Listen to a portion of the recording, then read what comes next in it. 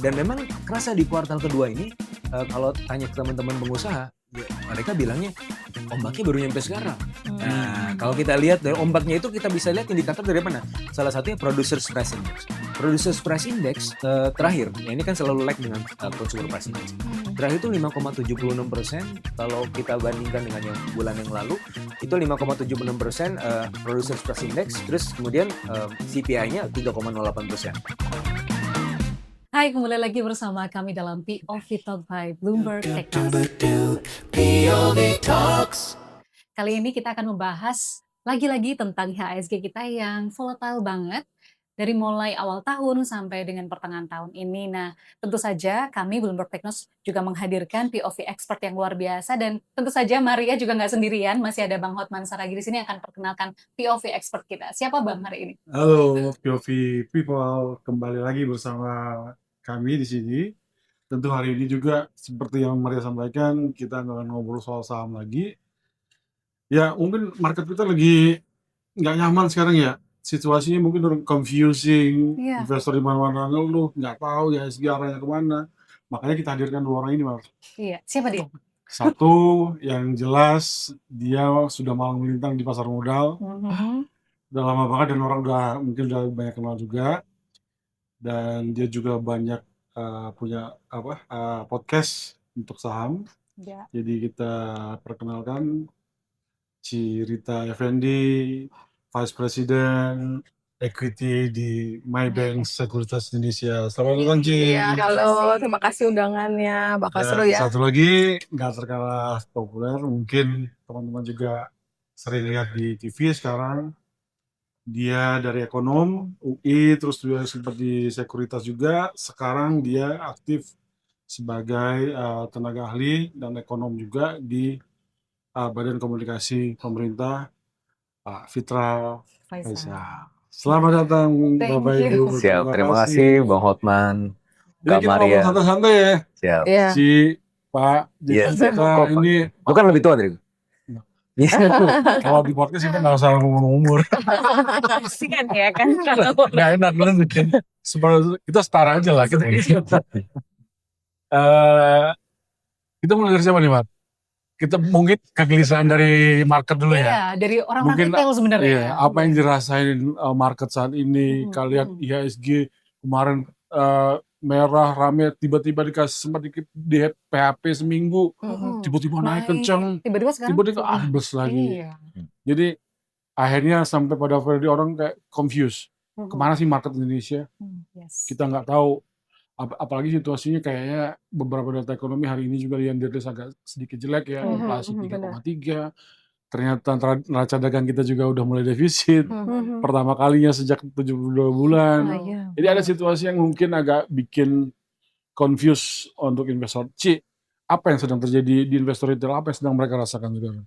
Iya, nih memang nih curhatan retail dan memang mungkin aku bilang boleh dibilang jeritan investor retail ya. Ini market kapan rebound ya? Itu yang banyak ditanya. Kapan rebound dan saya mau beli saham yang bisa saya save untuk berapa bulan ke depan atau long term nggak apa-apa, yang penting bigger. Nah, masalahnya buat kita yang di market ini, yang pelaku pasar, saya belum melihat bottoming-nya. Karena ini kan 6 bulan berturut-turut IHSG merah. Mungkin rekor dalam 10 atau 15 tahun. 16 bulan itu merah. Dan ya mudah-mudahan sih Juli kan rekornya selalu hijau ya. Mudah-mudahan hijau. Jadi ya mereka ya kalau kita lihat data dari ekonomi, data kita masih kurang bagus. Terus regional juga kan memang sekarang narasinya udah bukan cut suku bunga lagi nih. Dengan tingginya inflasi, karena adanya perang, akhirnya membuat harga energi pada naik, komoditi naik, akhirnya jadi inflasi kan tinggi. Inflasi tinggi kemungkinan suku bunga akan banyak yang bilang higher for longer, mungkin nanti itu yang jadi kayak kita mau beli apa nih saat ini. Aku belum ngelihat sektor, mungkin sementara sektor yang lagi sekarang kita incar ya balik ke sektor defensif ya, ke klien-klien ya. Defensif yaitu consumer, karena kelihatannya yang bertahan nih. Karena untuk banking kan kita lihat outflow asing masih kencang sekali ya. Terus kalau komoditas juga kita masih nunggu beberapa kebijakan-kebijakan yang ya kita berharap ada lagi nunggu kan ada RKB yang mau direlaksasi Iya. atau apa. Jadi masih ya retail itu masih nunggu sih, lebih kayak setiap ada berita mereka udah langsung aduh nih berita apa nih atau ada Jadi yang takut ya dengar berita sekarang ya. benar Jadi benar sangat hati-hati kayaknya ya. sangat. Jadi kayak berita itu mempengaruhi banget mood market atau mood retail untuk invest atau untuk trading. Karena trading pun tiap hari trading, klien aku bilang, "Ini trading tiap hari rugi."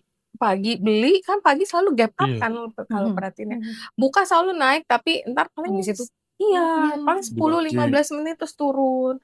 Turun sesi 2 sepi banget nggak ada. Oh iya, transaksi juga mulai sepi nih. Sepi banget. Kemarin 15 triliun, biasa rata-rata 24 triliun. Iya. Mhm. Bener, Kemarin mungkin atau appetite orang untuk investasi turun ya? benar, karena nggak tahu mau beli apa yang tadi aku bilang.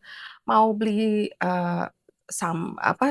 misal banking sektor kayaknya masih banyak yang kita tunggu ya, seperti rating yang masih kita tunggu dari S&P kan belum keluar. Terus MSCI juga November itu kan the biggest market cap, sekarang sisa banking sektor yang paling gede, yang lain-lain kan mungkin udah keluar kan, kayak saham-saham konglo kan Iya. kemarin udah banyak yang keluar. Jadi yang Oke. paling gede kan bobotnya di banking.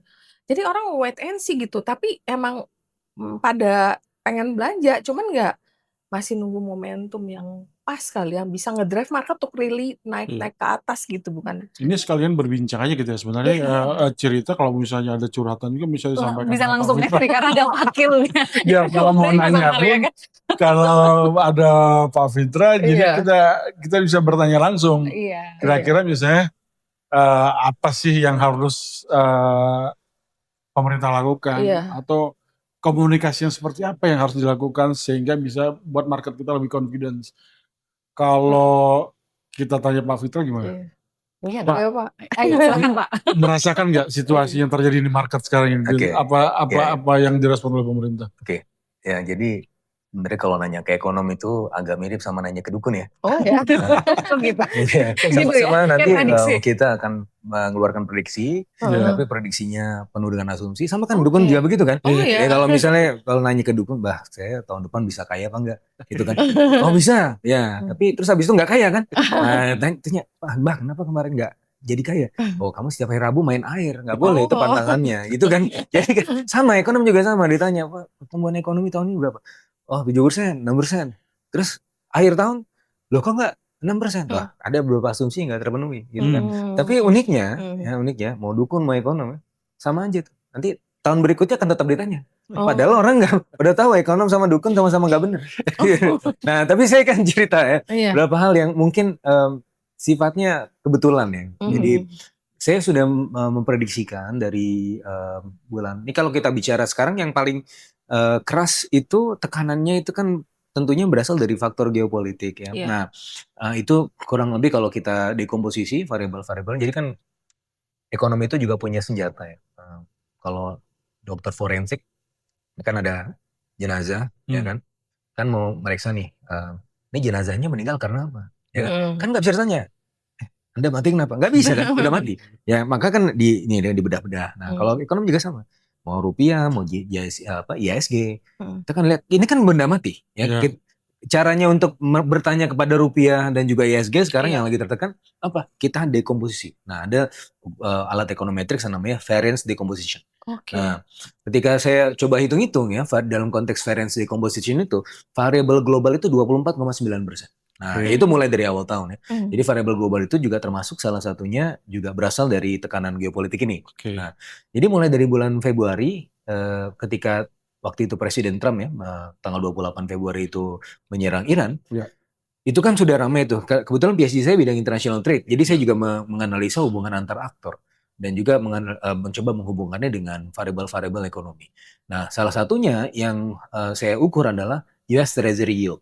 Karena Trump itu ketika dia melakukan penyerangan ke Iran, ada satu faktor yang dia sepertinya cukup sensitif, yaitu pergerakan dari US Treasury Yield. Ketika dia terlalu tinggi, dia pasti akan mengurangi tensinya. Dan itu yang terjadi. Waktu itu saya sampaikan beberapa kali kan. Ini tenang aja, kalau misalnya sudah ke 4,7 pasti dia akan memulai negosiasi. Dan makanya ya, kan orang masa sih Iya. loh iya saya kan ini mau melakukan regress yearly kalau misalnya melihat tabiat Trump dengan US Treasury yield itu sangat sensitif, highly sensitif, dan bukan cuma saya yang ngeliat. Benar. Waktu itu yang pertama kali menyampaikan ini adalah Muhammad L. Arian, salah satu ekonom asal Cambridge. Ini saya pakai pinnya Cambridge, saya pernah ke Cambridge ya. Nah itu dia menunjukkan itu. Nah saya tes dan betul memang dia sangat sensitif. Ketika dia 4,7, waktu itu saya bilang ke teman-teman yang bondholders, tenang aja, nanti bakalan negosiasi kok. Benar negosiasi kan. Iya. Nah itu ukuran pertama. Ukuran keduanya adalah logistik. USS Ford dan USS Lincoln itu kapal induknya US itu cuma maksimal 3 bulan. Nah jadi saya udah bilang tuh di bulan Februari, Maret, bulan Aprilnya saya diundang sama teman-teman BI di Bali, saya bilang tenang aja, Juni selesai. Apalagi Elon Musk mau IPO di bulan Juni, saya bilang gitu kan. Dan selesai gitu kan. Nah itu suatu hal yang bisa diduga meskipun ya mungkin juga kebetulan juga. Tapi di sisi yang lain kalau kita melihat dari faktor geopolitik, yaitu kurang lebih tekanannya berasal dari situ. Oke, US 24% ya. 24,9%. Nah tetapi seperti yang disampaikan Cirita tadi, ada faktor-faktor idiosinkratik, faktor-faktor yang sifatnya unik ya Indonesia. Misalnya apa? MSCI. Nah MSCI dari mulai freeze itu di bulan Januari sampai sekarang itu kan tekanannya masih terus-terusan ya. Benar, Ada MSCI, terus kemudian ada Moody, ada Fitch, dan juga nanti kita tunggu S&P. Nah itu kalau kita ukur berapa persen? Itu 16,5% plus rating itu bisa sampai 25%. Jadi all in all 25%. Jadi 24,9%, hampir 25% itu dari tekanan global. Terus ada 25% dari tekanan idiosinkratik yang berasal dari MSCI dan lembaga rating. Nah terus juga ada yang lain. Dua ini 49%. Betul, hampir 50%. Terus yang sisanya itu ada yang besar-besar, itu ada 8,4% dari aktivitas, real sector activities, itu dari PMI, dari tadi trade balance tadi yang ada pengumuman ya. Terus ada inflasi, itu juga jumlahnya 8,4%. Plus ada kebijakan domestik 12,3%. Jadi itu semua kalau dikumpulkan udah hampir 70% tuh kan. Nah itu jadi sebenarnya ada faktor yang bisa kita kontrol, ada faktor yang belum bisa kita kontrol. Nah sekarang apa saja faktor yang bisa kita kontrol? Nah salah satunya adalah persepsi. Ini kalau kita bicara, kemarin juga ada pengumuman dari Global Competitiveness Index. Dari dalam uniknya, jadi kalau kita lihat dari economic performance, mereka mengakui bahwa secara fundamental we are okay. Tetapi kalau misalnya secara institusional itu drop. Gitu kan. Nah, jadi berarti kan di sini kan kita bicara mengenai masalah persepsi. Ya, kebijakan domestik dan juga kemudian real economic activities. Balik lagi ke MSCI ya, karena itu juga faktornya cukup lumayan besar. MSCI ini sebenarnya gimana sih? Kalau kita lihat kemarin kan ada 2 pengumuman tuh ya dalam berselang 1 minggu ya. Pertama adalah dalam konteks market accession, yang kedua adalah market classification. Nah, dalam konteks market accession ini yang menarik memang kita turun 1 note gitu ya dari yang terutama untuk flow of information. Itu dari positif ke negatif gitu ya.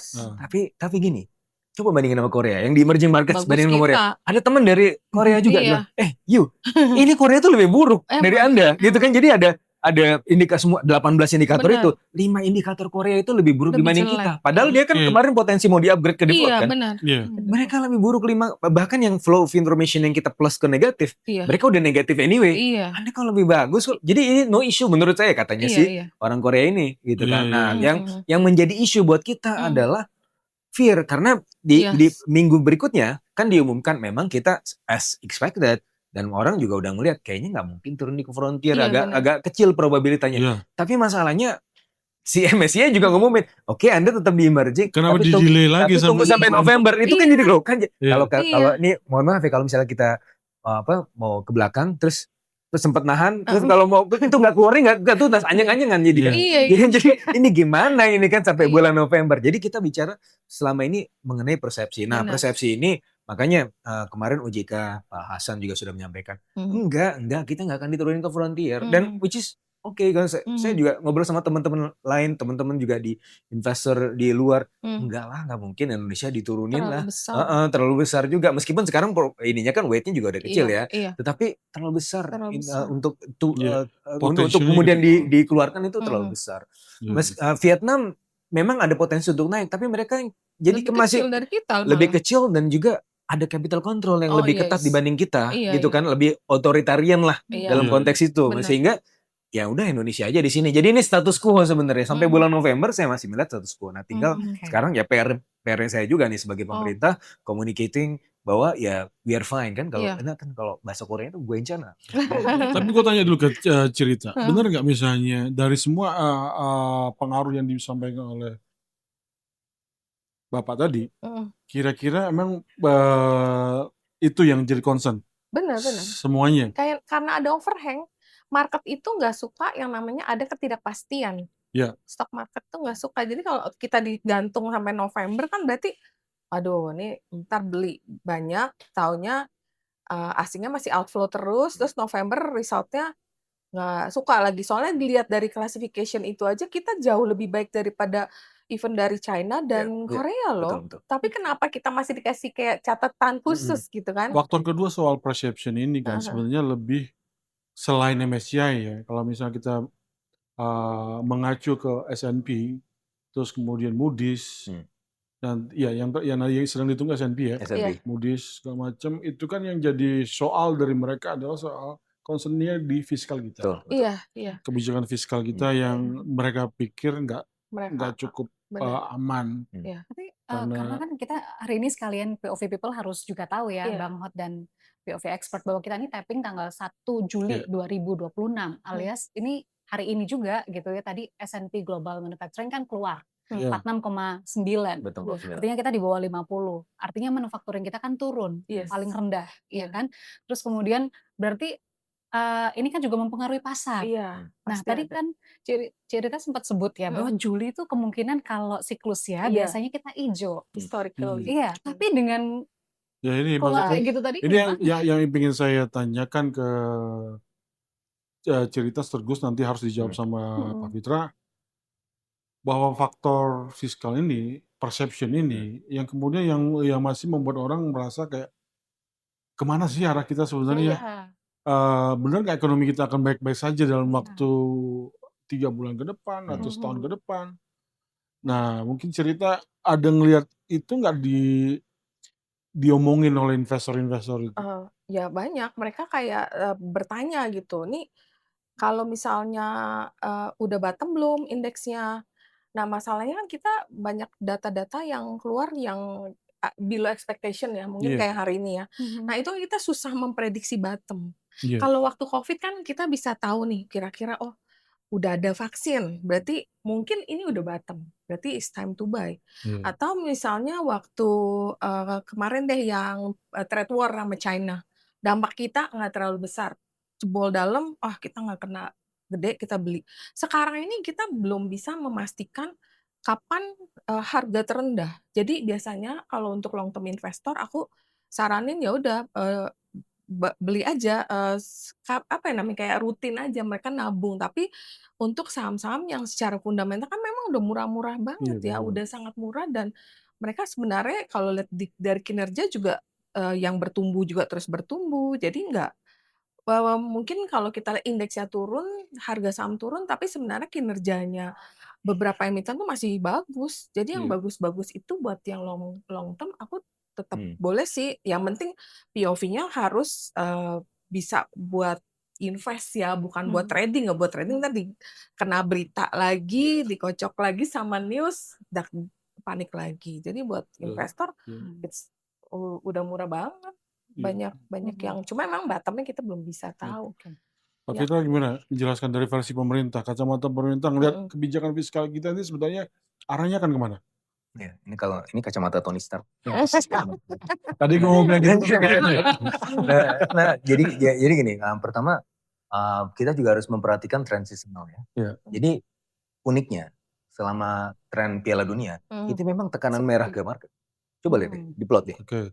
Setiap 4 tahun ini pasti akan ada tekanan juga gitu, nggak tahu kenapa kan orang jual Ada seasonality lah. ada seasonality. Karena mungkin orang main judi Judinya pindah. Waktu sendiri ditaruh di bet. Betul.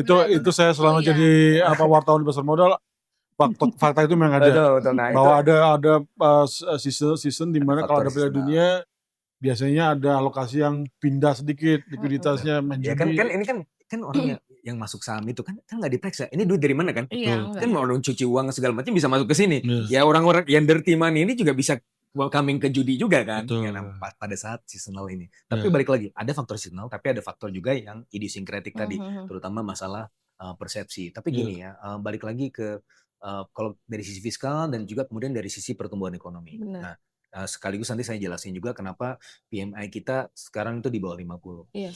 Jadi pertama, kalau kita lihat performa kita di kuartal 1, 5,61%, itu secara relatif belum terdampak faktor geopolitik. Ya, karena kan itu terjadi di bulan Februari, terus habis itu ada libur lebaran, orang nggak kena juga segala macam Iya. di Indonesia ya. Dan sehingga sampai akhir bulan Maret tuh belum kerasa bener-bener. Iya. Ya, baru kemudian di kuartal keduanya Iya. gitu ya. Dan memang kerasa di kuartal kedua ini kalau tanya ke teman-teman pengusaha, ya, mereka bilangnya ombaknya baru nyampe sekarang. Nah, kalau kita lihat dari ombaknya itu kita bisa lihat indikator dari mana? Salah satunya Producers Price Index. Producers Price Index terakhir, ya ini kan selalu lag dengan Consumer Price Index.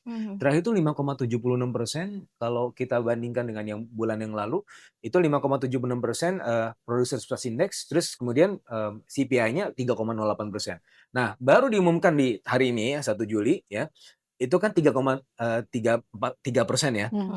Sebenarnya itu suatu hal yang pretty much sudah diekspektasikan, bahkan forecast-nya itu 3,4%. Ini sebenarnya below forecast meskipun di atas konsensus. Konsensus kan 3,2%. Tapi artinya apa?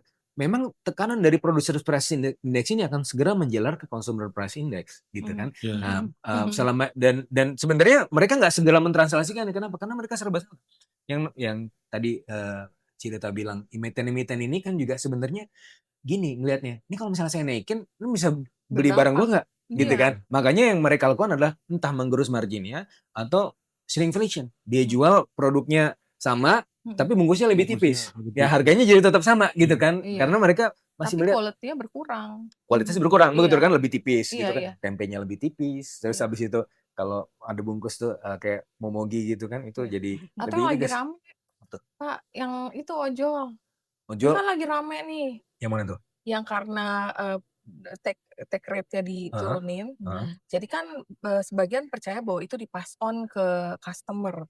Makanya jadi mahal. Ya itu bisa juga ya. Nanti kita lihat dampaknya nanti setelah. Ini kan 1 Juli ini juga Iya, pengumuman ya. Nanti kita benar, lihat benar. dampaknya.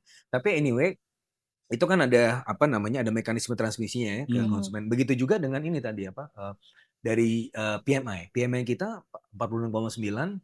Ini juga pretty much expected. Kenapa? Karena kalau kita lihat pengumuman dari S&P itu tentang PMI kita, itu kan berasal tekanannya dari ongkos produksi. Ya. Nah, ketika ongkos produksi meningkat seperti itu, maka yang mereka lakukan apa? Mengurangi produksi dan juga kemudian mengurangi variable cost. Variable cost-nya apa? Ya orang-orang yang bekerja di PHK, gitu kan. Nah, ini jadi masalah dan apalagi sekarang external demand lagi tertekan. Nah, jadi ini juga suatu dinamika yang perlu kita perhatikan. Nah, makanya pemerintah ini meskipun dalam konteks ini mungkin stimulusnya belum betul-betul banyak gitu ya, tapi sudah mulai mengidentifikasi. Kalau kemarin itu yang diumumkan oleh Pak Erlangga ada stimulus 26,3 triliun ya. Itu untuk semester 2. Nah, kalau kita bagi itu stimulusnya yang ada ke stimulus untuk dari transportasi dan juga ongkos produksi, kemudian ada vokasi dan magang, dan kemudian untuk pangan. Yang paling besar memang pangan, tetapi sudah mulai mengidentifikasi dari sisi ongkos produksi. Nah, jadi ada bagian dari stimulus ini 2,04 triliun itu untuk transportasi, untuk memanfaatkan liburan sekolah dan juga Nataru, dan juga ada yang dimanfaatkan untuk ini setidak-tidaknya mengurangi ongkos dari input. Nah, jadi kan kalau misalnya kita mau beli plastik dari luar negeri itu impor, mau beli LPG juga kemarin juga juga jadi concern industri jadi impor kan.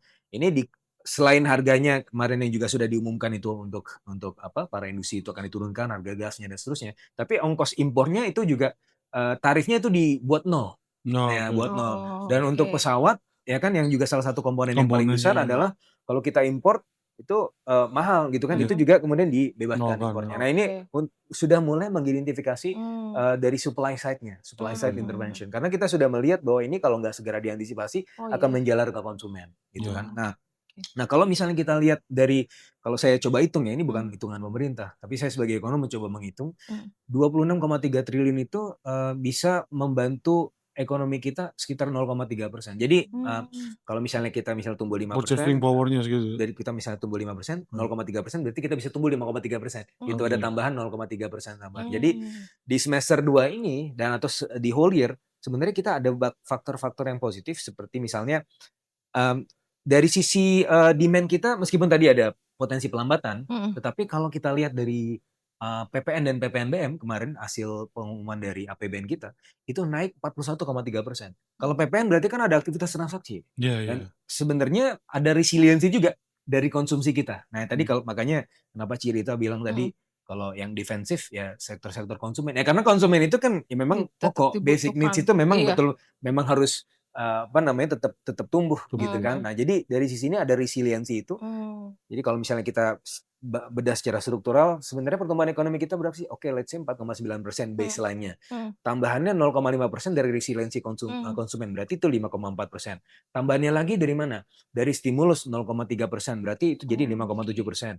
Terus tambahannya lagi dari mana? Dari deeskalasi geopolitik, itu tambahannya 0,35%. Sebenarnya kalau misalnya ini semua berjalan normal, itu kita bisa tumbuh 6,05% tahun ini. Cuma Tapi masalahnya ada constraint. Constraint apa? Oh iya. 100 X basis minus point moneter iya, dari iya. sisi moneter, ya kan untuk mempertahankan rupiah juga. Benar, Itu benar. suatu kompensasi yang harus kita ambil gitu ya. Itu turunnya downside-nya 0,45% gitu kan. Terus dari external demand yang berkurang 0,3%. Jadi instead of tumbuh 6,05% dengan ada faktor pengurang 0,45 sama 0,3% ini, mungkin kita cuma tumbuh 5,3 sampai tambah satu lagi, 4,4%. Mas. Sih, masih di atas 5. Ekspornya udah mulai minus. Iya tuh. Ekspornya Gimana? baru diumumkan Neraca minus, 1,6 billion US dollar. Nah, jadi tapi saya melihatnya ini masih tren yang temporary. Jadi ini transitory. Kenapa? Karena pertama ini kan imbas dari kuartal pertama nih. Jadi dari sisi domestik ini mereka mengurangi produksinya, ya. Dari sisi demand global mereka juga sedang wait and see juga, gitu kan? Mereka nggak mau juga melakukan ekspansi kan, Ya. demandnya ini beneran nggak perangnya selesai kan? Mereka harus butuh keyakinan itu juga. Apalagi kemarin dari FOMC meeting kan sudah ada indikasi bahwa akan ada kenaikan potensi 1 atau 2 kali lagi. Yes. Cuma yang menariknya adalah yang pertama, Kevin Walsh-nya itu nggak vote. Dia nggak kelihatan tuh, dia mau naik, turun atau stay itu nggak kelihatan tuh di surveinya itu. Semuanya disurvei, sehingga kita bisa tahu kan dari FOMC itu kan ada FOMC.lot tuh. Iya. Biasanya kita bisa lihat tuh kan, ini siapa aja yang vote naik, siapa aja yang vote turun, siapa aja yang vote stay. Itu semua kan kelihatan tuh. Tapi si Kevin Walsh nggak voting. Sengaja dia nggak memberikan guidance. Mungkin supaya mengagetkan gitu, supaya kaget. Nah, kalau surprise ya sebenarnya ini mungkin mau ngikutin Alan Greenspan kali yang baru meninggal kemarin ya, setelah 100 tahun hidup ya kan. Nah, tapi anyway yang unik juga meskipun ada potensi kenaikan 2 kali, tapi US Treasury yield-nya kalau saya perhatikan itu masih anteng tuh, nggak spiking. Nah, berbeda ini sebagai bandingannya tahun 2024 19 Desember saya ingat itu ada Fed-nya itu Fed Fund Rate itu turun 25 basis point. Itu tapi US Treasury itu yang langsung melonjak ke 4,6. Loh kok bisa begitu? Karena gini, marketnya sensitif menangkap pesan bahwa tahun 2025, which is pada saat itu Trump diinaugurasi kan bulan Januari. Dia sudah melihat, ini kayaknya Trump akan menaikkan tarif. Kalau ada tarif berarti inflasi meningkat. Kalau inflasi meningkat berarti ini moneter akan lebih ketat. Maka mereka langsung spiking, langsung memprice in pada saat itu juga. Meskipun dia 25 basis point turun. Makanya kan kita, lah kenapa lagi turun ini yield-nya naik gitu kan? Karena dia sudah mengantisipasi forward-nya seperti apa. Nah, begitu juga dengan sekarang. Meskipun berita buruknya adalah kita mungkin akan melihat ada 2 kali kenaikan, tetapi market melihat kayaknya enggak deh. Kenapa? Karena ya kan ini geopolitical tension udah turun. Berarti kan kalau begini ya kita bisa menangkap aspirasi dari market itu atau ekspektasi dari market dari pergerakan dari US Treasury yield. Nah, jadi dari sisi itu ada berita positifnya. Kalau kita melihat itu berarti sentimen market masih agak lebih positif. Kalau concern fiskal, terutama ada 2 kebijakan yang sebenarnya jadi perhatian, MBG sama Kopdes. Yang itu sampai sekarang pun orang ngerasa kayak itu jadi beban fiskal, benar-benar kayak belakangan memang sudah ada omongan bahwa akan ada pemotongan di anggaran Kopdes segala macam. Bagaimana Pak Fitra meyakinkan bahwa ini benar-benar akan dilakukan pemerintah sehingga fiskal kita bisa sehat lagi nih. Jadi investor juga yakin bahwa ada perubahan besar dalam struktur fiskal kita. Yang pertama ya sebelum saya membahas yang MBG itu, kalau secara umumnya Pak Presiden sebenarnya pengennya defisit fiskal kita bahkan less than 2%. Yes. Saya pernah ikut di rapat kabinet, di situ Iya. juga ada Pak Peri, ada KSSK di situ, Pak Peri, ada Pak Purbaya, ada Mhm. OJK juga, ada Bu Kiki, terus ada Pak Anggito dari LPS ya. Waktu itu kita membahas masalah ekonomi secara umum. Tapi waktu itu saya ingat Pak Presiden meminta Pak Purbaya dan juga Vice Minister, salah satunya juga Pak Suhasil, beliau bilang begini, langsung ke Pak Suhasil. Anda apa namanya? Saya sudah bilang kan kemarin target saya 1,8%. Ya, gimana? Bisa nggak? Defisit. Defisitnya. Ini saya rasa ini memang target yang ekstrim, target yang mungkin sulit. Tapi coba ya diperhatikan. Gitu kan. Mhm. Nah, dan nggak lama setelah itu kan pada tanggal 20 Mei-nya Pak Presiden mengumumkan target defisit tahun 2027 antara 1,8 ke 2,4%. Dan Iya. sebelumnya saya juga sempat ngobrol dengan Pak Aswasil, Vice Minister of Finance.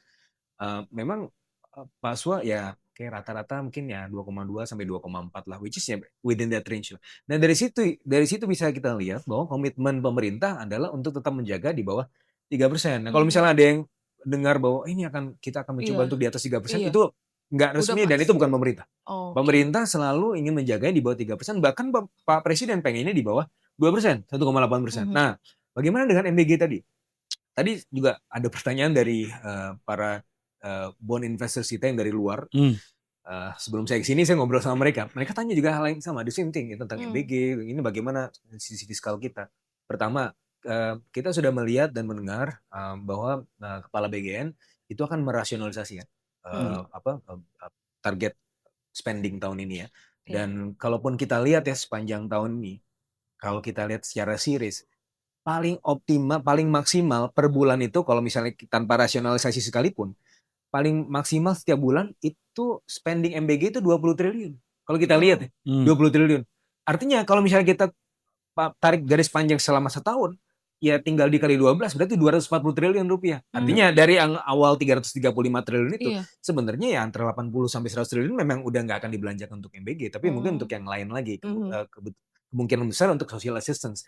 Mengambil presiden dari tahun lalu ketika itu tidak dibelanjakan untuk MBG, ya langsung dibelanjakan untuk social assistance, bantuan pangan kepada masyarakat gitu. Nah, tapi dengan keadaan seperti ini semakin lagi nih. Berarti kalau begitu apakah yang let's say tadi 240 triliun akankah kemudian dipakai semuanya?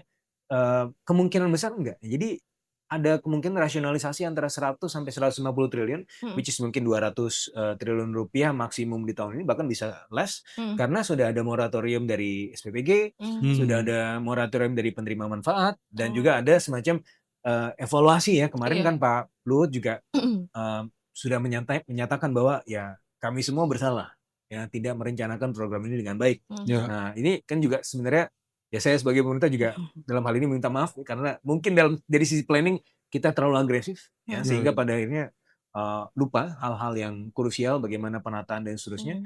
Dan kejadian kemarin ketika Kepala BGN itu ditangkap itu adalah momen of truth inflection point kita ya untuk kemudian memperbaiki dan melakukan pembenahan. Karena biar bagaimanapun ya, saya kan dididik di Jepang ya. Jepang itu memang modelnya juga seperti itu. Jadi investasi sumber daya manusia, kasih makan segala macam. Bahkan kalau misalnya kita punya, ini sebagai foreigners nih, kita menikah punya anak di situ, anak kita itu dikasih subsidi sama pemerintah, dikasih susu setiap bulannya, gitu kan. Nah itu sebenarnya model-model yang sudah best practice. Cuma memang dalam konteks eksekusi dan pelaksanaannya memang kita harus lebih tertib. Dan itu yang juga disampaikan Pak Luhut, dan itu akan kita laksanakan juga. Nah, tahun depan bagaimana? Ya kita akan melihat bahwa yang kan sekarang ini paling banyak di Jawa. Tapi banyak permintaan dari Sumatera. Berarti kalau misalnya kepenuhan di Jawa, kita akan distribusikan memang tempat-tempat yang memang membutuhkan, yang undernourished gitu ya. Betul. Sehingga dalam konteks ini ada rasionalisasi dari sisi anggaran dan kemudian targetnya itu lebih jelas gitu ya. Jadi ya memang benar-benar undernourished kan enggak masa SMA di Jakarta mereka kan udah sangat tidak membutuhkan makan bergizi gratis. Mereka kalau dikasih makan bergizi gratis nggak dimakan karena apa? Standar mereka udah di atas itu kan. Jadi dari sisi ini ya mulai ada penataan. Dan kan targetnya stunting kan. Kalau udah sebesar itu kan udah nggak bisa. Kan? Betul. Nah jadi kalau dari sisi empiris kan juga ada paper-paper yang menyebutkan bahwa stunting itu kalau mau diintervensi antara 0 sampai 5 tahun. Ya itu juga mulai dalam diskusi lah dalam konteks ini. Dan kemarin temannya Pak Hotman juga. Ini kan Hotman lagi, satu Hotman Paris, ya. Itu juga sudah menyampaikan kan melalui videonya bahwa ini kalau bisa ibunya aja yang dikasih. Nah itu mungkin juga bagian dari Iya. Kalau Kopdar, kalau Iya. Kopdar kan sudah ada pernyataan juga bahwa ini di halt dulu ya untuk perkembangannya untuk terus masih latihan tuh, Kurangin ya. Hah? Kan masih latihan. ya masih latihan kan Iya kan ini tuh. kan udah Itu banyak dianggarkan. tuh. Iya. Dianggarkan. Jadi gini, saya sendiri juga sempat ikut pendidikan militer loh. Oh iya. Ya Iya. karena gini, pendidikan militer bukan artinya nanti pas datang ke Kopdar nanti ada orang yang datang terus siap gitu kan Iya, langsung iya, push up gitu kan kayak gitu. Kita paham lah ya kayak gitu sebenarnya. Itu sebenarnya untuk melatih disiplin. Disiplin Ah. Ya, betul. kan ini kan kita bicara mengenai corporate culture ya. Iya. Nah, kalau misalnya teman-teman Betul, yang iya. sebelah, misalnya Iya. yang chain yang lain, itu kan punya corporate culture yang juga. Iya. Kalau saya Iya. dididik di Jepang dan merasakan pelayanan Jepang, ketika itu juga kan sebelum saya belajar di Jepang itu, yang teman-teman kita yang di chain tersebut, yang mart itu pelayanannya nggak sebagus ini loh. Tapi Iya. ketika ada investasi dari Jepang kan, Iya, iya. kan itu kan mereka juga berpartner sama Jepang kan, dari Benar. Mitsubishi sama segala macam. Hmm. Saya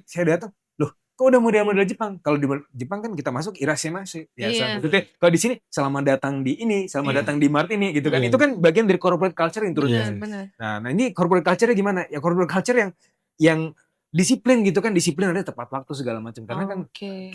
kita dalam hal ini kan mencoba untuk menjaga secara sistem kita supaya ya nggak bocor dan segala macam. Meskipun nggak menjamin juga. Iya. Nah, dalam pelaksanaannya mungkin ya ada evaluasi karena kan terlalu berat ternyata ya. Iya. Terlalu berat. Kalau saya sih demen kalau begitu saya bisa push up Iya, tangan. itu debat-debatnya Sama. nanti aja bisa. Ya, nanti aja. Nanti akan dilas nanti Iya, aja tuh, Mas. ini jadi menarik kan. Iya. Ya tadi Mas Fitra sebetulnya udah sebutkan banyak banget variabel yang Hmm. mungkin POV people itu perlu hal-hal yang ini Mas, sebagai orang awam gitu ya. Iya. Jadi kita langsung aja nih Mas ya. Agak deg-degan juga gue tanya ya, mumpung ada Bakom di sini kan. Iya. Jadi seperti Mbak Rita tadi sebutkan Hmm. gitu, kadang-kadang news itu membuat bergejolak. Tapi Hmm. news itu kan tidak terbentuk kalau tidak ada sesuatu Hmm. hal yang terjadi. Hmm. Oke, Iya. one. Second, kenapa setiap kali ini yang sering juga keluar nih Mas ya sekarang di IG banyak banget tuh ya di Jadi TikTok. meme ya. Iya, Iya. jadi setiap kali mohon maaf, saya dengan sangat hormat saya luar biasa di Bapak Presiden pidato gitu ya. Terus kemudian IHSG habis itu goyang Mas, sering kali.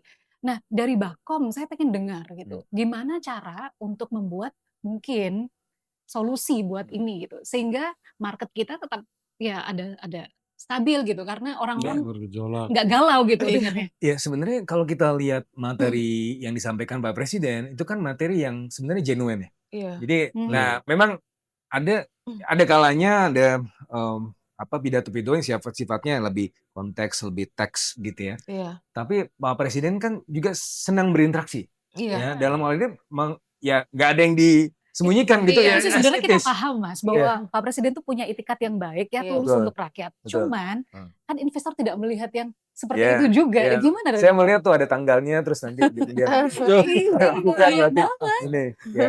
Jadi gini, dari sisi motivasi, dari sisi speech-nya sebenarnya nggak ada masalah. Cuma kan ya namanya netizen ya. Netizen kan juga dan pasar kita kan juga merupakan bagian dari ekosistem netizen ya. Iya. Ketika melihat ini adalah berarti momentum. Kan netizen itu kan bergerak berdasarkan momentum dan news. Ya. News mau baik mau buruk ya. Pidato itu kan netral ya. Dia menjadi buruk ketika ada persepsi buruk gitu kan. Iya. Nah, masalahnya kan kalau cerita ini kan influencernya positif gitu kan.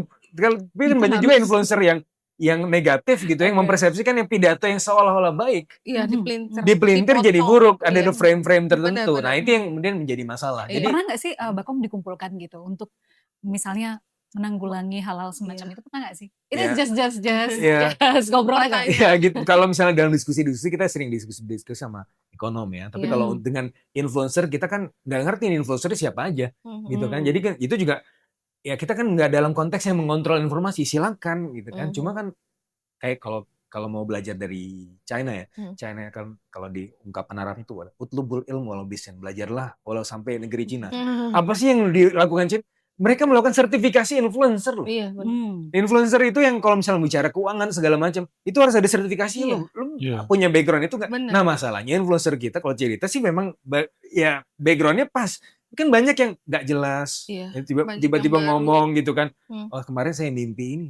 Nah itu kan bisa muncul jadi apa namanya perubahan-perubahan tabiat dari market itu ya tergantung dia ngikutin siapa. Iya. Nah ini yang kemudian harus kita tertibkan. Jadi sebenarnya menurut saya itu bukan pidatonya Ansih, tetapi sebenarnya influencer yang memang mau mengharapkan dari setiap peristiwa Engagement itu kayak engagement gitu dan rame. juga mereka kadang-kadang kan juga Iya. mau jatuhin saham buat beli juga kan. Iya. Nah, itu Iya. juga yang kemudian harus Yes, kita iya. perhatikan. Tapi Oke. aku sih lebih pengen penasaran apa sih yang akan dilakukan pemerintah Hmm. untuk menanggulangi masalah gejolak rupiah sama likuiditas di pasar keuangan kita Hmm. yang katanya Sekarang sekarang lagi ketat. benar. Nah, Oh, itu ya. yang misalnya penting sih karena Iya. orang market itu concern banget sama ini. Iya. Hmm. Pagi Ka- iya. Kalau Pagi rupiah rupiah jeblok, aduh udah langsung pasti udah udah kelar benar. di situ Iya. asli. Jadi Apa jadi yang dalam waktu dekat mungkin ya dalam rupiah kan waktu memang dekat, ada peran utamanya BI di sana ya. Hmm. Cuma pemerintah dengan bijak fiskalnya Mhm. mungkin bisa membuat sebuah optimisme untuk Iya. confidence buat investor bisa masuk lagi ke sini. ya jadi kalau balik lagi ke tadi variance decomposition ya. Sekarang ini sebenarnya ini kan model variance decomposition ini saya juga sudah mulai modelkan dari bulan Maret dan April ya. Jadi sebenarnya gini ya, meskipun sekarang udah ada beberapa variabel yang hilang, tapi sekarang ada beberapa variabel yang overshoots, yang tetap staying di situ. Mhm. Nah, jadi gini, jadi waktu itu saya bulan April ya, saya buat komposisinya. Jadi harusnya fair value rupiah itu 16.700 sampai 16.900. Hmm. Nah, kemudian saya membuat model, berarti kan kenapa rupiah bisa sampai 18.000? Nah, karena ada kejadian seasonal, ada kejadian idiosyncratic seperti yang saya sampaikan. Yang pertama, kalau kita lihat dari selisih US Treasury Yield dan SBN itu berkontribusi terhadap 225 basis poin depresiasi rupiah. Mhm. Yang kedua, VIX itu 117 poin nilainya. Yang ketiga, ada variabel MSCI dan juga lembaga rating itu 171 basis point. Yang keempat, ada faktor oil price itu 180 basis point. Yang kelima, ada faktor yang di bulan Mei dividend repatriation. You sell in May, Iya, iya. go away and coming back again in September in St. Major's Day kan. Nah, ini 150 basis point. Terus yang keenam ada musim haji di bulan Mei itu 54 basis point. Nah, ketika itu dikonstruksikan semua, sebenarnya rupiah kita sampai bulan Mei harusnya levelnya staying di 17.600. Iya. Nah, tapi apa yang membuatnya menjadi 18.190? Iya. Itu yang membuat overshoot bahkan lebih dominan ketimbang variabel teknis yang paling besar sekalipun. Iya. Karena apa? Faktor spiral. Nah, Iya. faktor spiral artinya apa? Ketika rupiah terdepresiasi terus, orang semakin takut. Nah, bayangin Iya. aja, saya pernah duduk di satu pojok di Sarina. Saya sendiri duduk di situ, terus habis itu datang mak-mak, kayaknya mak-mak pengajian datang gitu kan. Terus habis itu saya bayar dan ternyata mereka ini mengenali saya sebagai ekonom. Pertanyaannya langsung keluar gitu, dan itu suatu hal yang sebenarnya saya sudah duga. Mas Fitra, rupiah kita gimana? Nah, jadi kalau misalnya sudah masuk ke level emak-emak, artinya ini kan udah masuk perbincangan di warung kopi. Iya. Dan ini kenapa bisa terjadi seperti itu? Nggak bisa dilepaskan dari memori masa lalu kita di tahun 98. Iya. Saya lihat kalau dari demografi umurnya, ini kan berarti mama yang juga merasakan dulu ekonomi kita gagal di tahun 98, rupiahnya sampai 16.500, dan ketika mereka melihat rupiah itu sebagai indikator krisis pada tahun 98, sekarang melihat itu sebagai jangan-jangan kita akan krisis lagi. Iya. Itu ketakutannya seperti itu. Makanya mereka kemudian Ada. mengejar dolar Hmm. gitu. Nah, dan FOMO ya jadi. ya jadi FOMO. Nah, Iya. ini yang sekarang masih staying di sini. Mereka masih takut belum turun lagi. Makanya sekarang 17.800. Nah, makanya dalam konteks ini Iya. yang lebih penting lagi adalah mengenai persepsi. Dan ini yang menjadi tanggung jawab pemerintah. Sebenarnya tanggung jawab saya juga, bahwa yang paling benar adalah dalam konteks ini ya better communicate the policy. That's the thing. Sebetulnya kan itu tadi nyambung ya Mas, better communication. Itu kan suatu hal yang sangat penting untuk kondisi market kita saat ini. Nah, saya mau ke Mbak Rita. Mbak Rita, ini kan kita baru kemarin 30 Juni, kita turun 3% lebih. Iya. Hari ini kita lumayan nih naik 1% koma ya. Iya, gitu. rebound. Iya, padahal tadi seperti yang tadi sudah kita sebutkan, PMI kita kan 46,9, artinya jelek banget tuh ya, di bawah 50, walaupun kata Mas Fitra itu sudah predictable gitu ya. Tapi kan tetap jelek gitu ya. Nah, dari sini kita lihat gitu Mbak Rita, menurut Mbak Rita gimana sih sebetulnya mau lebih dalam lagi soal perasaan dari orang retail gitu di market. Ini kan indeksnya jelek gitu ya, PMI-nya jelek gitu. Biasanya kalau PMI-nya jelek juga ikutan jelek gitu ya, tapi justru naik. Iya, benar. Kemarin turun anjlok gede banget. Kenapa sih sebetulnya, ada apa? Anjloknya itu sebenarnya juga menjadi pertanyaan orang karena gini loh, anjlok tapi volumenya nggak ada. Biasa kan kalau anjlok itu diiringi dengan big volume itu berarti kan ada outflow besar ya. kemarin itu turun, berapa hari, tapi volume itu tipis banget, boleh dibilang Iya, rekor tertipis ya iya. sepanjang Tahun ini kali ya? iya, tipis banget. Jadi memang sebenarnya turun ya karena orang kayak nggak tahu mau beli atau mau jual, mungkin lebih banyak yang jual itu karena ada margin call ya, kan memang ada beberapa klien yang juga, mendapat surat cinta gitu ya, karena Mhm. memang sahamnya turun walaupun nggak ada volume tetap, rasionya udah kena. Jadi sebenarnya ya orang kayak nunggu aja, makanya hari ini kalau kita lihat data kan keluar jam 12 tadi ya, Mbak, ya. Mhm. Jam 12 keluar tapi aku cek sesi 2 malah marketnya naik lebih kuat dari Iya. kemarin. Nah itu Kayaknya udah kenapa ya? Apakah memang orang-orang retail ini kemarin mulai belajar dan mulai me-mapping iya. perekonomian Indonesia Tapi bahwa nggak volumenya masih tipis. Iya iya, masih tipis ya? masih. Masih tipis. Mendingan daripada kemarin. Iya. Bukannya naik ya Mbak ya hari ini ya? Hari ini naik daripada kemarin. Oke. Kelihatannya sih, aku rasa nih udah bottoming juga kayak orang, ah mungkin ini saatnya rebound. Karena optimisme yang tadi aku coba sampaikan, biasa Juli itu kan bulannya ijo. Jadi Mhm. hopefully bulan kemarin merah, kita 6 bulan udah cukup lah. Mudah-mudahan Juli ini ada, rebound setelah bola ini kelar juga, mungkin kan bulan ini juga selesai ya. Hmm. Jadi kelihatannya ya udah kebal juga dengan Nah, data, karena harga kan udah terlalu rendah. ya ini yang kemudian jadi pertanyaan Bang Hot. Ya kan? Hmm. Jadi ada variabel-variabel yang dulu itu berpengaruh, ternyata sekarang kalau kita lihat hari Iya ini 1 Juli keluar S&P iya Global seperti itu ternyata kok nggak iya, karena nggak udah berpengaruh udah diskon. segimananya gitu ya. Nah, Ya diskonnya udah karena banyak udah banget terlalu sih. nyungsep gitu Udah ya nyungsep maksudnya? dan mungkin yang Mhm. pegang barang udah nggak mau cut lagi, Hmm. dan yang beli juga lihat, wah ini secara valuasi juga udah menarik, di titik yang menarik, dari teknikal juga tadi udah nyentuh angka support yang udah cukup memadai untuk rebound sih, jadi kelihatannya udah Oke. ke sana Nah, sih. kalau dilihat dari situasi yang saat ini, begini, hari ini gitu Mbak Mhm Rita, boleh nggak dikasih, rekomendasi lah buat mhm POV people lebih dalam lagi kalau tadi udah disebut consumer goods, tapi mhm. kemarin kita juga ngobrol bahwa consumer goods itu udah Babak nggak belur jadi juga. defense lagi, bobrok juga gitu, jatuh Babak juga belur juga gitu. sih. Iya iya. Gimana, Mbak Rita? Eee, aku sih kemarin lagi liatin, emang saham-saham konglo tuh tetap menjadi daya tarik untuk investor retail ya, karena mereka kan kayak sekali naik kan gain-nya bisa Ya 10%, likuiditasnya juga gede kan di sana iya, ya. likuiditas juga enak. Mereka misal pun posisi kalau beli ketinggian terus mereka bisa short dulu terus cover lagi juga bisa.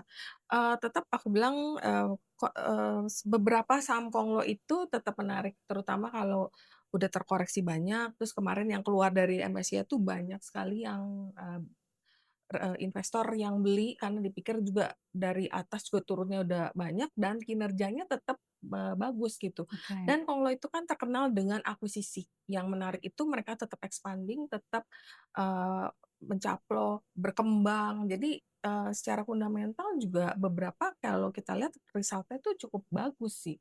Jadi ya, mungkin saham Konglo yang kemarin udah turun banyak dikeluarkan dari beberapa indeks itu menjadi daya tarik untuk investor itu beli, dan untuk trading juga lumayan karena mereka sekali swing kan bisa kadang-kadang bisa sampai arah, mereka bisa Mhm. manfaatin take profit sehari 2 hari.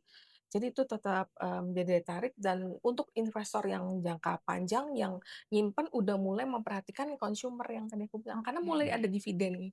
Iya, Oh, iya Kayak, iya. interim ICBP, ya. Iya. Indofood itu udah mulai, dividen di sektor ini. Oke, Mbak Hmm. Rita kalau misalkan kita punya 100 juta hari ini, Mhm gitu, mendingan ditahan dulu nggak beli, mhm. atau kita mulai beli di consumer goods? Mungkin di-split, sebagian setengah kita mulai invest karena memang indeks 5.000 sekian cukup menarik sih walaupun kita masih ada risk dengan beberapa announcement yang akan kita antisipasi, tapi hopefully kan Mas Fitra ada, good news ya S&P Good karena news. kita lihat kan rating yang diberikan ke Danantara Bond juga quite positif kan. Iya, iya. Jadi hopefully juga hasilnya akan positif Mhm. juga untuk, kita punya Iya. rating gitu loh. Ya mungkin ya tetap, setengahnya kita udah mulai start buying, walaupun mungkin dari 150 kita start buying, tapi 50 pun kita tetap cicil halus gitu. Cicil halus ya? Tetap Iya. sih, Oke. karena kita Ci, belum tahu. sekarang Cici ketemu pemerintah langsung nih. Iya Ada Bakom di sini. Kalau ada pertanyaan silakan iya sampaikan. Ini dari tadi kan sebenarnya pengen nanya.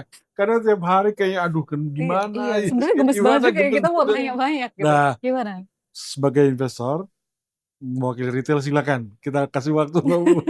iya, mungkin yang paling banyak ditanya ya, bisa nggak tuh satu kebijakan itu kayak dipikirkan ya, ini yang dari klien atau dari teman-teman, investor ya.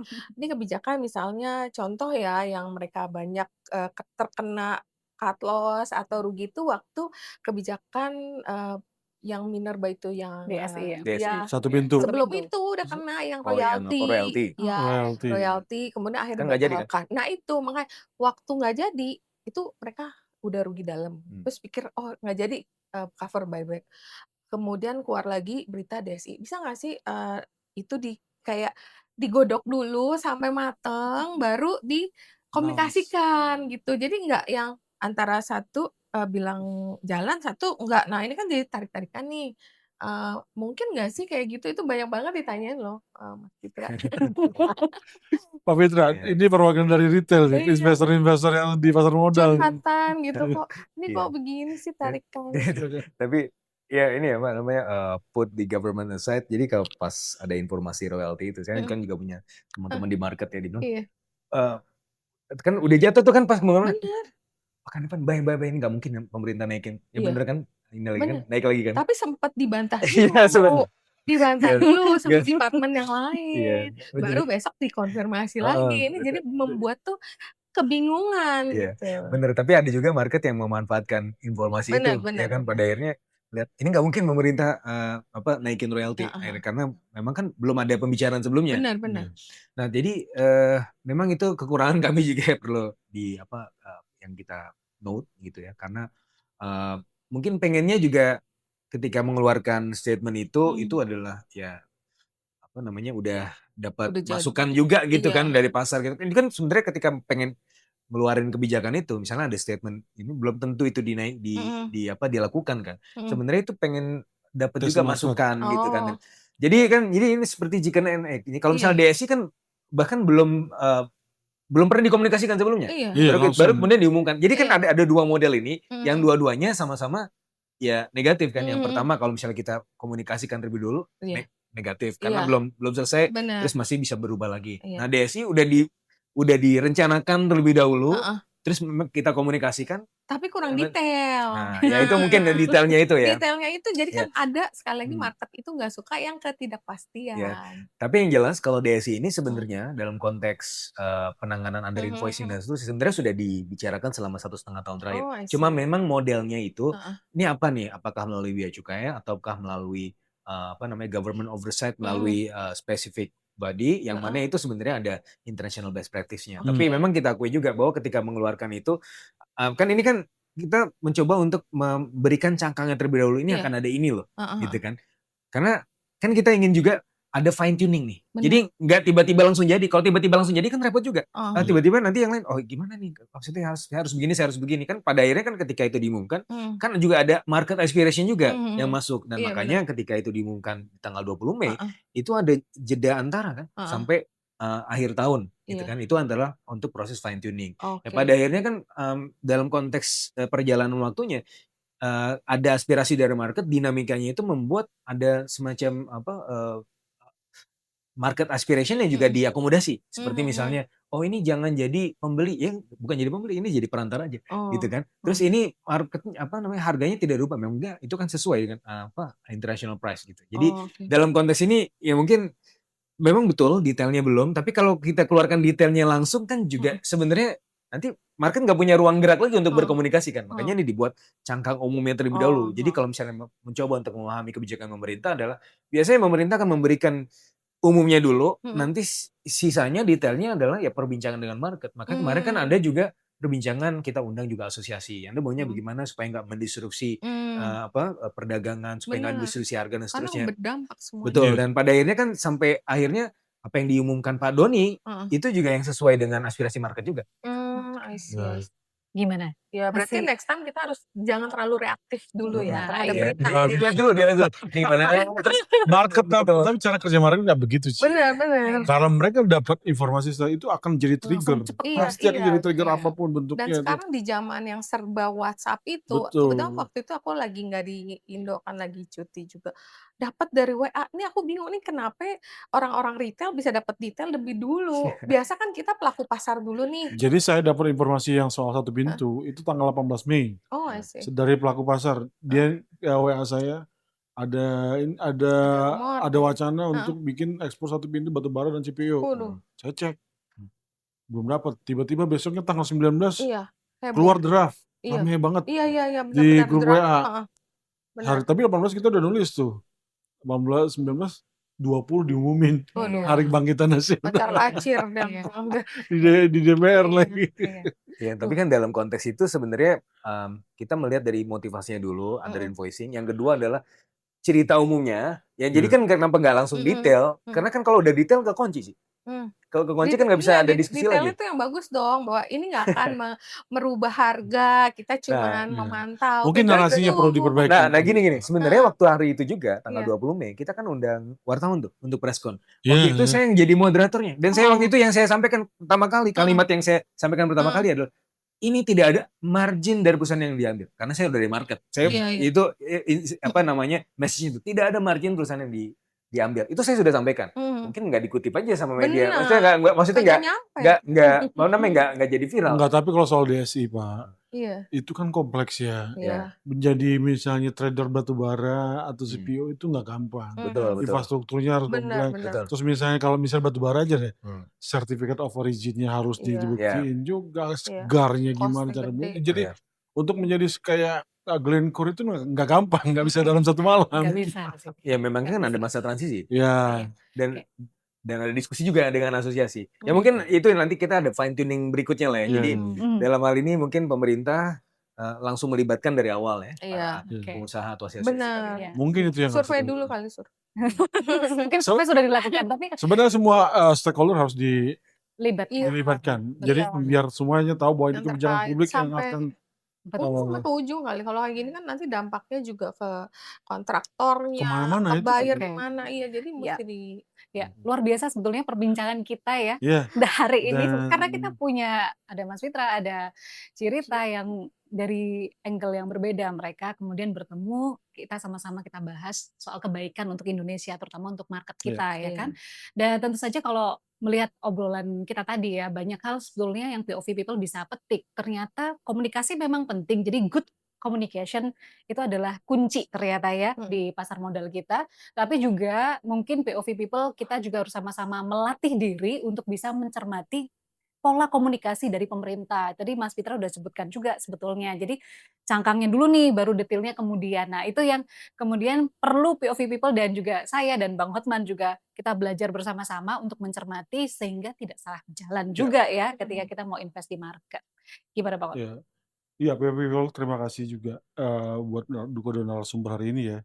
Eh, Semoga teman-teman investor yang di luar sana bisa mendapatkan insight menarik dari kedua pembicara kita hari ini. Saya nggak mau menyimpulkan karena apapun itu misalnya sudah terang benderang, sudah disampaikan. Mungkin bisa diresapi intisarinya. Mudah-mudahan apa yang disampaikan oleh Pak Fitra maupun Cerita dengan keluhannya terkait situasi di pasar modal kita bisa terjawab. Pasti. Dan suara-suara di market juga bisa tertampung di sini. Pak Fitra semoga bisa mengkomunikasikan ini lebih jauh ke pemerintah sehingga ada proses yang akan lebih prudent lagi ke depan ketika menyampaikan satu kebijakan, Ya. nggak membuat market kita semakin nyungsep. Dan ya tentunya kita harus optimis. Benar. Betul. Kita harus membangun optimisme. Jadi ini juga kita hadirkan mereka berdua untuk dalam rangka untuk membangun optimisme itu jangan sampai kita terperosok ke dalam jurang lebih dalam sih. Betul, betul. Karena memang mau bagaimanapun Indonesia tetap harus maju ke depannya, Yes. termasuk market dan seluruh proses dalam perekonomian Indonesia. Segitu obrolan kita hari Iya, ini. oke. Nantikan POV Talk berikutnya dengan narasumber atau POV expert yang luar biasa juga dengan topik yang juga menarik seputar ekonomi, finance, dan perekonomian baik dalam negeri maupun dari mancanegara. Saya Maria Sarjana undur diri. Saya Hotman Saragi. Bye-bye. Bye. POV Talks.